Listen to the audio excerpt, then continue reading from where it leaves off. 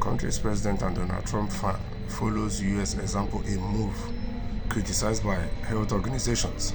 Argentina's president Javier Milei has followed Donald Trump's example and announced that Argentina will also leave the World Health Organization. Milei attributed his decision to the WHO's management of the COVID-19 pandemic, which he described as a caveman quarantine that involved one of the most outlandish crimes against humanity in history. So one of the reasons why Argentina president is cancelling their membership with World Health Organization is because of how World Health Organization managed the COVID-19 issue, which he said is one of the most outlandish crimes against humanity in history. The decision on Wednesday prompted immediate criticism from opposition and health organizations, who fear that withdrawing from the World Health Organization will reduce the country's access to funding. Yes, before a leader can cancel this kind of thing, he would have weighed the front and weighed the back. He would have seen that the advantages for him cancelling their membership is higher than the disadvantages, so the oppositions can just wait. Yes, after all, this so-called World Health Organization were created by people. So if their leader is cancelling it, he has a better plan. They just have to wait and hear his plan out.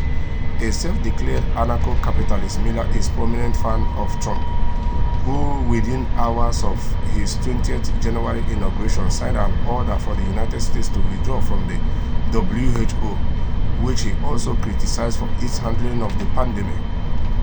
We have decided to leave such a harmful organization. So you see, the Argentina president is even calling it a harmful organization, which was executing arm of what was the largest social control experiment in history. So he sees it that WHO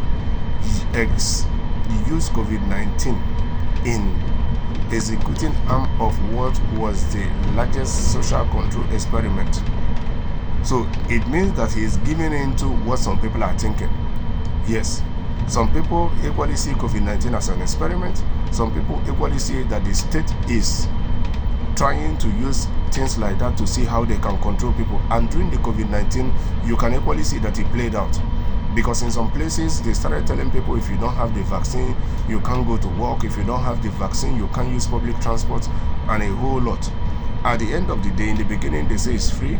Later, indirectly, they try forcing people against their wish to take it, of which you can see a whole lot of things that played out from the handling of the COVID-19. So I don't blame the Argentina president or the Donald Trump administration for leaving the WHO. In the nearby future, many more other countries might equally leave.